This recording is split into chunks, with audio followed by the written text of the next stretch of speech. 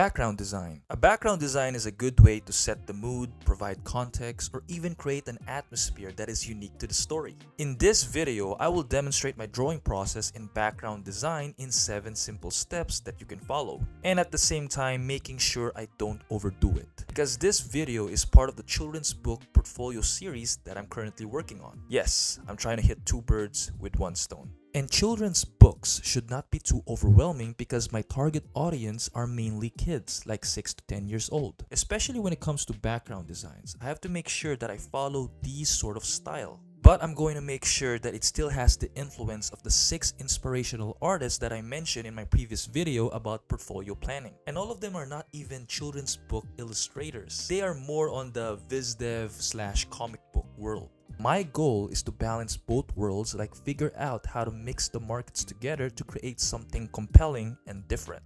Risky, I know, I might fail. But let's see what happens first. Let's get started. Step 1. Identify your characters. Wait a second, characters? But this is a background design tutorial video. What's wrong with you, KB? Now, it is no secret that background sets the scene's intentions, and we can use it to position our characters and help the story progress. It also tells you more about the character's personality, especially if we are at the character's home, like how their bed looks, and even what kind of stuff do they have there. So before we start designing the background, we have to identify who exactly is our characters. My first art piece in this portfolio series is me creating a single-page interior design bedroom of a young city boy with his 3 pets, because one of the skills I want to show here is my ability to draw animals as well. Basically, the boy is playing with his pets and not doing his homework. That's the visual story that I want to showcase. It is simple and it relates to kids, I think. So I'm going to quickly add some character descriptions so we will have an idea on how we will design the background. Since this is a background design video, I'm going to skip to the part where I already finished my character design with a snap of my finger. That was terrible. Here we go. These are the characters and their description. With this information, we can move forward with step 2. Step 2. Create a reference board. Now, reference boards are always part of my process when creating art because I simply don't trust my brain alone. So to make sure there is a goal, find at least 10 references of backgrounds that is close to the character description and category that you are looking for. Get 10 more for specific objects or elements needed in the scene. Like in this case, the character kid I designed loves astronomy and also board games, so I will get some references of toy rockets and planets and famous board games that kids love. And he has a pet crab, so let's find some aquariums as well. After that, put them in one canvas and we can move forward to step 3. Step 3. Choose your base for set design. So in this step, we are going to search an image that we are going to use to draw over. And on the next step, we will break down the perspective grids on that image. And I have chosen this one that I found on Sketchfab. So the profile of the 3D artist is Michal Lasad. He made an incredible job with this one. I truly like this model. If you want to see more of his work, link under the description below. Now, before you comment down below that this is haram, which someone will end up doing anyways for troll, this is a method that I've learned from one of the largest and most versatile conceptual artists of our time, Feng. He has a video of him demonstrating this method in his YouTube channel. This is called set design, which is utilizing a pre-existing image to customize, which is far from tracing an image. This method is usually used working in movies, and concept artists calls this set dressing. And I thought to myself, why not use this method to other illustration markets like children's books? So you might be wondering that this is almost a realistic photo. So how will this even work for children's book? Well, make sure to stay tuned to check out how I'll be doing this technique in step 6. By the way, clients or employers don't usually care how you do it as long as you give the final result and making sure that result is unique and not copied. So with that in mind, why not use the full extent of being a digital artist? Jeez! Step 4. Break down the perspective. I learned this from one of Ethan Becker's video about backgrounds. Except I won't be using Google Earth because I am doing an interior design art piece. If you know how perspective works, then you can break some rules. That is what we are going to do in this step. Let me show you how I find the horizon line first, which should be the #1 priority when we break down the perspective grid. So we go to filter with a new layer, then select vanishing point. a new window will appear, and this is where we click on any well-defined corners and edges in the photo where you want to place the frame. Once you create 4 corners, a grid will appear in the perspective that you define, and that grid will follow the perspective anywhere you drag it to. I can simply drag the upper part over here, stretching the grid, and it still follows the perspective. With this, we have identified our first vanishing point and where exactly the horizon line is. After that, let's find the other 2 vanishing points. And yes, this image is a 3-point perspective, specifically a high-level shot. Now, this is where it gets hard. The second main vanishing point is located far away at the corner. In order to find it, we must expand the size of our canvas. I'll be using blue color this time so I won't be confused. Having this far of a vanishing point is okay as long as you break this down. Let's find the last point, which will be at the bottom. This point is the reason why this is a high level shot, so I am going to expand the canvas below and I am going to use green this time. Alright, so we have point 1, point 2, and point 3.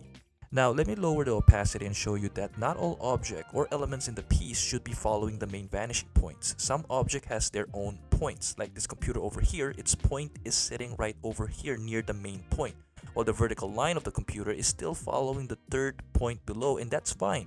It can have different points as well below, but it usually depends on the angle of the object you want to draw. Like another example over here is me drawing a box, and it doesn't have to follow the main vanishing points as long as it is in the same horizon line. An ordinary room don't usually contains objects that follows the same points. So make sure to keep that in mind once we start designing on step 6. So we got the horizon line and the vanishing points.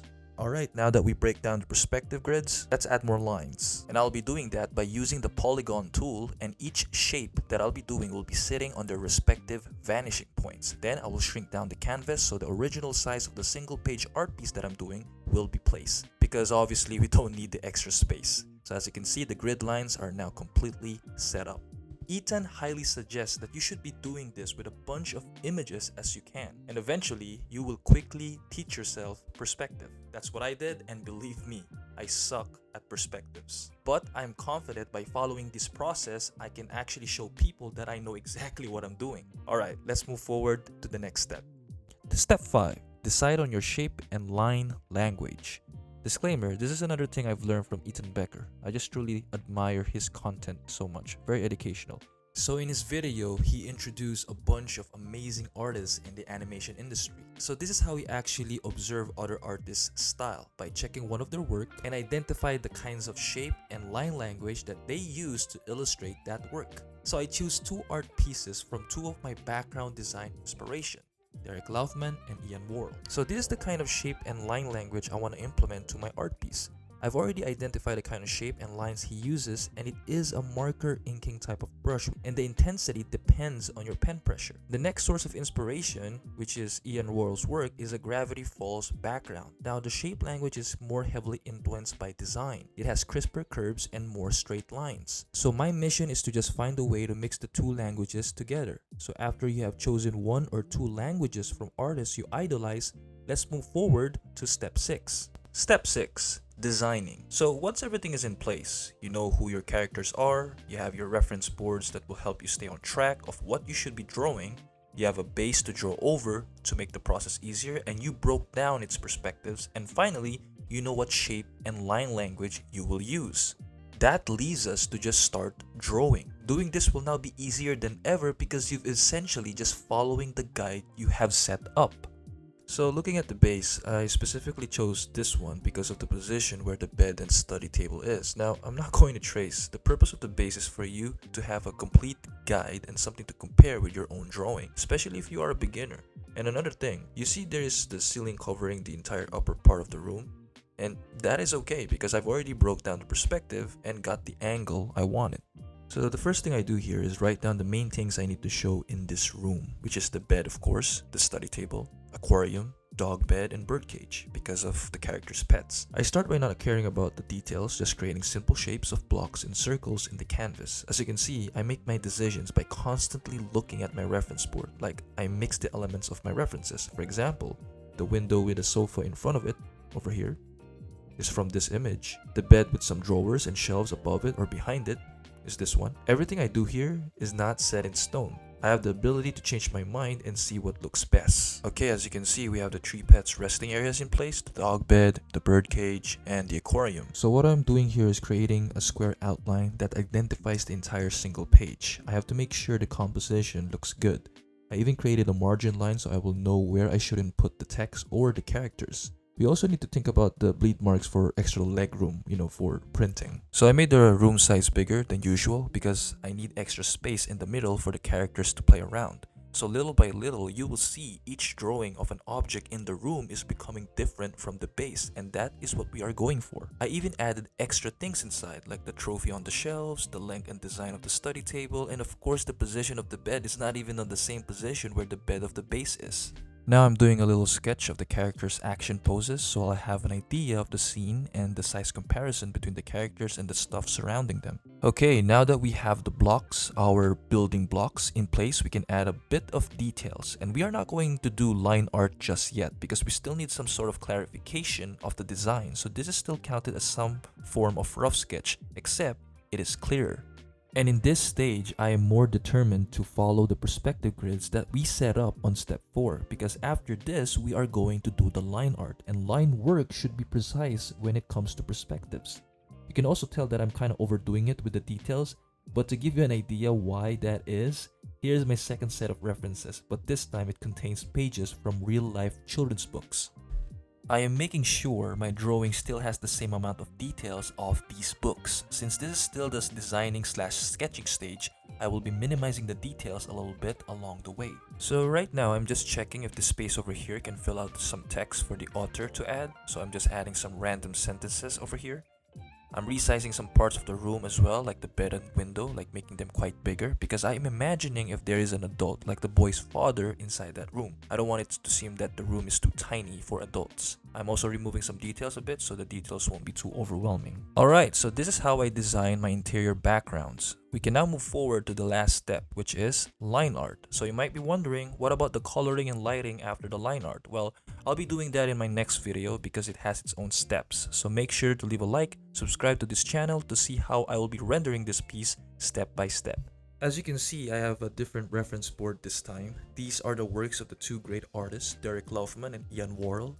These are the 2 artists I have chosen to be my inspiration for background designs and line work. As I do the line art, I also execute the same line patterns and hatching of these 2 artists. I couldn't download or get their own original brushes, so I just downloaded some ink brushes from Adobe Photoshop's website and customized them a little bit to make it look similar to my inspirations. The technique of line art is that you should have complete control over the thickness of your strokes and knowing when to use it. Like, thick strokes are used to create some sort of separation from the rest of the details in a scene, meaning you want viewers to see that object. Other ways is that you can showcase how near the object is to the camera. The nearer the object, the thicker the line will be. And thinner lines are mainly used for details and objects that are far away from the camera. When it comes to line shading, as you can see, I only apply it to spaces where I believe the light won't touch. For example, the light will clearly be coming from the window.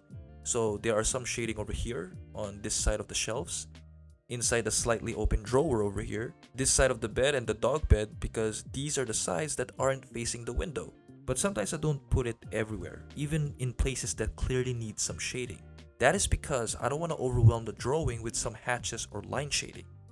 If I am going to add shadows to it, it will be in the painting process itself. Because in the painting process, it can be more complex because there will be bounce light, there will be occlusion, shadows, there will be highlights. It has a lot of elements basically, so I'll cover that in my next video.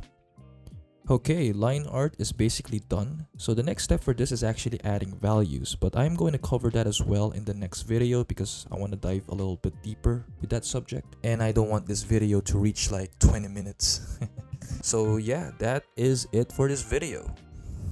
I truly hope that this process of drawing backgrounds have helped you. It certainly helped me because, to be honest, I don't usually do backgrounds like this. And I'm actually proud how this piece turned out. Again, if you're interested of me showing you my process and how I'll be rendering this, please leave me a like and subscribe to my channel. It will truly help a lot. I'll see you in the next video. Cheers.